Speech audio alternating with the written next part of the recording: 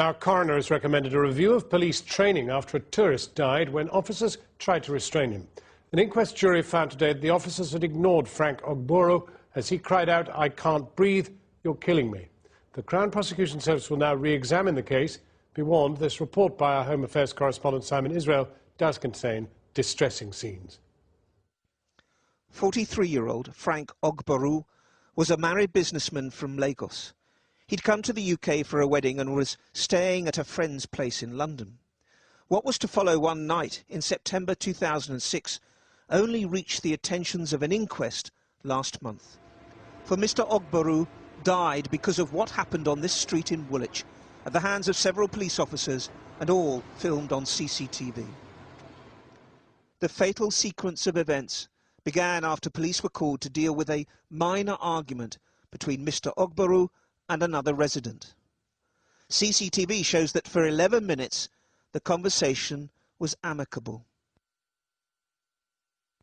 He was asked not to return to the flat and was then arrested for fear of a breach of the peace. There was a struggle. CS gas was used, but to little effect. The Nigerian car dealer was then pinned to the ground, his head on the curb. 2 more officers arrived. Onlookers heard cries. One filmed the struggle on his mobile phone. Leave it out! Leave it out! Oh! Oh!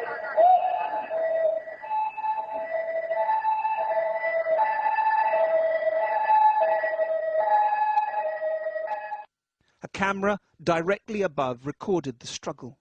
At some point, one officer, according to the coroner, recounted Mr. Ogboro crying, "I can't breathe, you're killing me."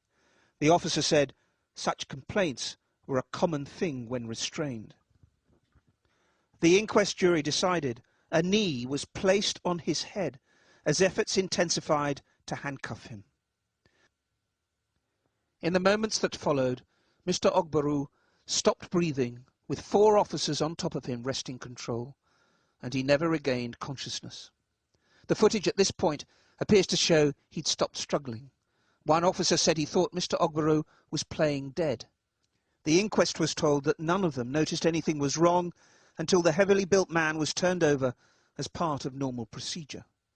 But the inquest could not determine at what point the tourist died. They took away my life. They took away my peace. They took away my joy. They took away comfort from me. The consequences of what happened here on this South London street 4 years ago are still unresolved. While Mr. Ogboro died at the hands of police officers, no one has so far been held to account. The Crown Prosecution Service has refused to bring charges, but last week was asked to take a second look at the evidence.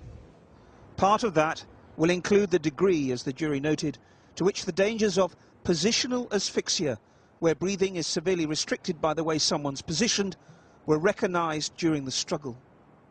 In a letter to the Metropolitan Police Commissioner, the Assistant Deputy Coroner Selina Lynch wrote, "It seems that 4 police constables with varying degrees of experience and training all had positional asphyxia at the back of their minds rather than the forefront. They had not acted in accordance with the standard operating procedure in getting Mr. Ogboro into a safe position as soon as possible after control was achieved." So I do think the Metropolitan Police need to think very carefully about what this case says about not only the training of police officers in the dangers of restraint, but the attitudes of some of the police officers to those people who they are restraining. The Metropolitan Police told Channel 4 News tonight they regret the death, express condolences to Mr. Ogboro's family, and have asked the coroner for clarification on what specific aspects of training need to be reviewed.